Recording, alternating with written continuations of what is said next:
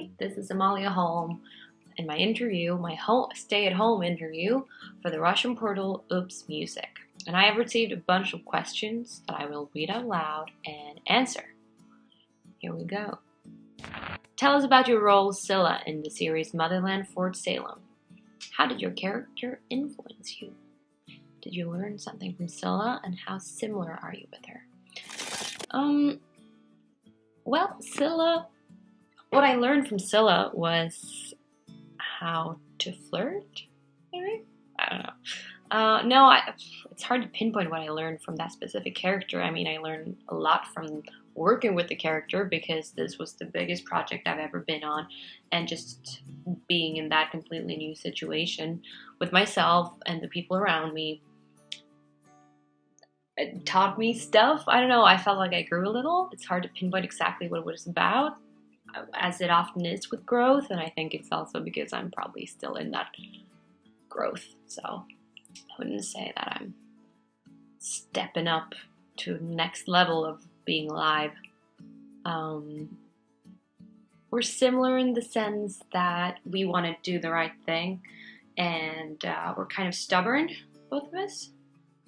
I mean, for the main part, what the biggest difference between us is that I'm way too diplomatic, and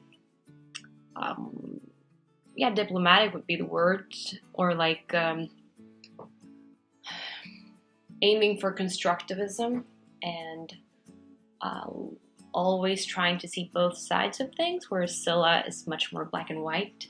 She's a radical, and I feel like I could probably never be radicalized because I would doubt and start questioning things, especially within my own perception of the truth. That's not similarities, that's differences, I'm guessing. That could be interesting to hear too. Next question. What difficulties did you encounter during filming? Well, for me personally, it was a big challenge to work in English, as it's not my first language at all. But that was also a lot of fun. Big challenge to be away from home, maybe? I mean, we were in Vancouver. I live in Sweden, so we were in Vancouver for like 4 or 5 months. I guess that was a challenge in a way. And to do a villain, I don't know. It's hard, because sometimes I feel like challenges should be stuff that you've struggled with. But all the things that would count as challenges around my character work with Silla or working on Motherland was, I don't know, a challenge in the sense that I had to do my best. I had to be at my best game every day to deliver, because it was, the stakes are so high on a project that's at that scale.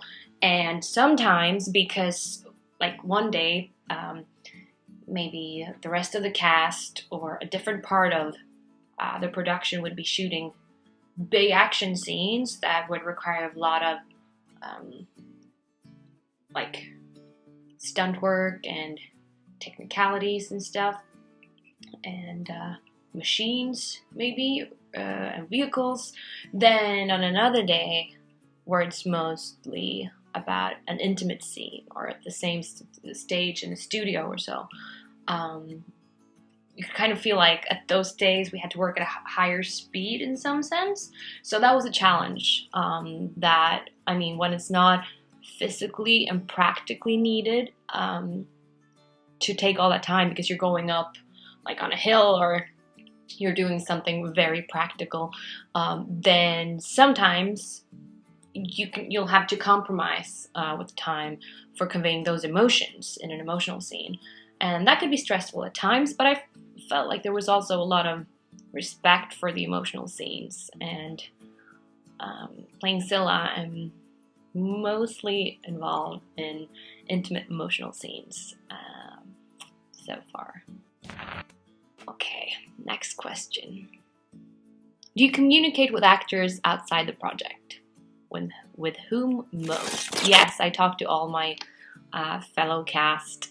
We have group conversations, and we just interact in different ways. And different social media.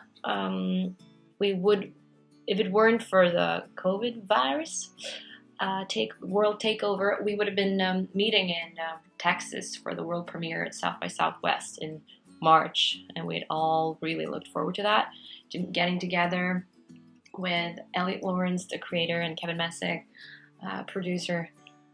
So now that we couldn't, we all miss each other a lot. So I think that's why we're talking more than usual too. And then I used to keep a special contact with Demetria McKinney, plays Anacostia Quartermain, because we just do. We just FaceTime a lot. I love her. Do you have a favorite scene in the series? I do. I mean, from the first episode, the Salva scene when we float in the air, that was just such a major green screen kind of behind the scenes work that I was just blown away and had to pinch myself for even being part of it, because it was just so much fun. I'll send you a picture that you can add into this, because there's a behind the scene picture where you see me and Taylor Hickson playing Rail Collar up in the air on these like cranes almost. On cranes that aren't mechanical, or I mean, it's still mechanics though. Anyways, they aren't automatic. They're manual, so to say. They require manual labor. A guy, or it could have been a female too, but a heavy person had to be leaning onto the other part of it so that we could go up. It's almost like one of those, you know what I mean, the things like you flip on the playground, kids play along with. I'm sorry, I'm a little tired. And yeah, that was amazing. That was so much fun to do just because of it. And then I have some other favorite scenes that aren't shown yet, so I can't talk about them. That's one. Oh, and here's a big one. Question 5. If you were faced with a choice, love or career, what will you choose? Well, I mean, I'm of the opinion that love and career should be, that the person you love, or that the person who claims to love you should be accepting and tolerant of your career decision. But if it comes to it, and it could be love of my future children or something, I'll choose love, absolutely. And hope to get around it in some way. I mean, acting. I never thought acting would even be my career. I have an education on the side, because I never thought this would actually happen. So I'm still kind of prepared for that to end, because it's such a sketchy business in that sense. So love doesn't sound too bad either. What's the most important for you in life? Wow. Well, I guess it's love. Yeah. That answer led me to that. Love. Laughs, maybe. Sun.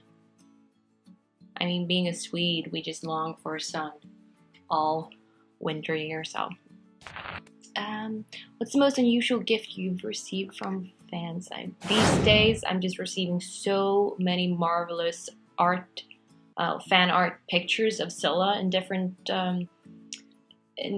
situations. I haven't received anything very unusual yet. This is not a challenge to anyone. Don't send me anything weird. Do you have an idol who inspires you? So many people inspire me. I've never really had an idol. I tried to have an idol in 2007, and I went for Britney Spears. Just because I felt kind of sorry for her, and I wrote her a letter even saying, like, if you ever come to Sweden, we can go bowling. I want to be your friend, kind of, but no pressure.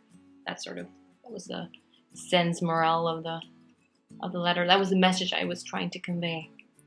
Other than that, who inspires me? Oh, this is the kind of question that I feel really pressured about, because I just want to honor and thank everyone who's walked before me. And that's like everyone who lived before I was put on earth walked before me, and all the cultural, musical, science, like all the progress that's been made in all fields is inspiring. And well, I don't have a good answer. I'll say my mom. She's definitely someone I admire in many ways, so I'll go with her. Leading up to question 9, do your parents support you in everything? Do you often listen to their advice? My mom and my stepdad, they were kind of reluctant to the thought of me pursuing a career or in theater when I was younger. We weren't allowed to go to drama school when I was like 16. But now they're very, very supportive, and my mom is calling herself like later. What was it calling? I'm translating from Swedish. It's like stage mom and older age kind of thing, which is cute. I listen to their advice a lot. First I overthink, and then I think again, and then I think again, and then I'm like, oh yeah, I should always call mom and just ask what's up. And then she's got an opinion, and then I can't listen. Like, I can't follow her exact opinion, so I have to twist it and twerk it for my own sake, just for my own sense of self. But I think I almost always follow her lead. We're very alike too, so it's just like a more experienced version of what I would think. What role would you like to play in the future? Oh, what role would I not like to play? Like everything that's nuanced, complicated, but also things that are shallow, and because they could be very hard when you can't put a real person to it. Would be the thing sometimes with like real character parts. So, what role would you like to play?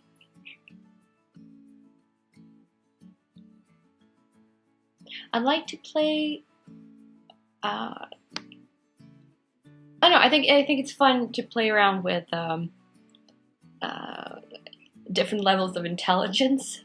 I'd like to play a really stupid character, but also a highly intelligent and emotionally intelligent and emotionally stupid as well. Yeah. I like to play characters that are weak. And yeah, because I think it's harder for many people to sympathize with weakness. Don't get me wrong; like a lot of people feel pity towards someone weak, but just actually sympathize with them, and for a weak character to earn your sympathy, I think that's very interesting. It's easier to just follow and admire and sympathize with someone who's strong and obviously doing the right thing. It's harder, I think, to sympathize with weak women, and therefore that's a challenge. Because my challenge as an actress is always to get you to sympathize with my character. Sorry for yelling that. I just what qualities you value most in people? I value honesty. I value humor. I mean, most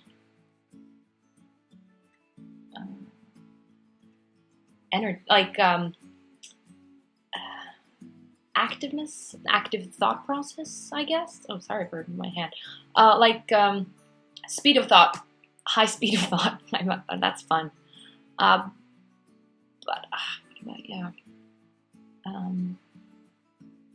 It's supposed to be one thing, I guess. So, how do you like to spend your free time?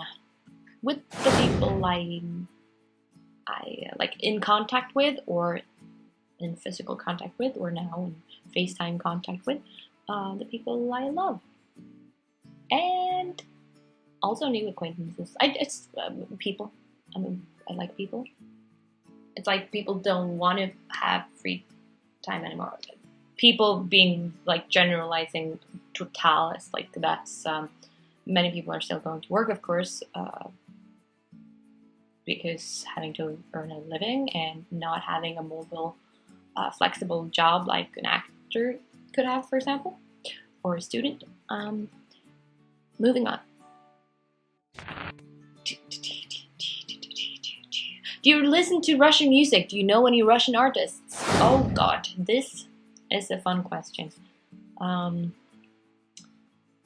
My first big like scene experience, that like my first memory of watching something and being like really mesmerized by what was happening on stage was when my mom took me to see the ballet, the Nutcracker. That Nutcracker, yeah. So Tchaikovsky and Swan Lake. Oh wow, that theme is great. It's so great. Sorry for saying someone who's not alive anymore, but Tchaikovsky, yeah. And then Pussy Riot. Pussy Riot is cool. Haven't heard too many songs, but my favorite would be I Can't Breathe. For the symbolism and the music of it. That's the one that's most my genre of their music.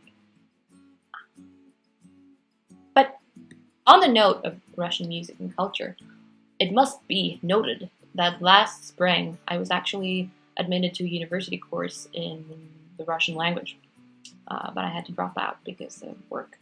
But I'm wanting to learn much more about Russia, and me and my friends were hypothetically planning like a sailing trip to St. Petersburg, but we yet have to acquire the skills of managing a boat that far from Sweden, that is. So I'm coming for you, Russia. Could you tell us some secrets about your future projects? I have a Norwegian series coming out this fall, if we manage to shoot the last part of it within Corona-friendly limits. So that's yet to see. It's called Delete Me. It's going to be on the Nordic, or like on Viaplay, and it's been shown in Norway, Sweden, and some other countries, I think, I hope. And then some other small things, but hopefully, in most, I'm having my fingers crossed for season 2 of Motherland, and we're gonna find out pretty soon. A few words to Russian fans. Well, of course I have a few words to Russian fans. What I want to say is just я надеюсь, ты смотришь Motherland Fort Salem. And have a good time. Take care in these times. Stay at home. And try to get some sun. Stand by the window. If you can, that is. I also have very much respect and admiration for those who need to work for the protection of their families and for society as a whole, and therefore are putting themselves at extreme risk. Take care, and this too shall pass. Bye!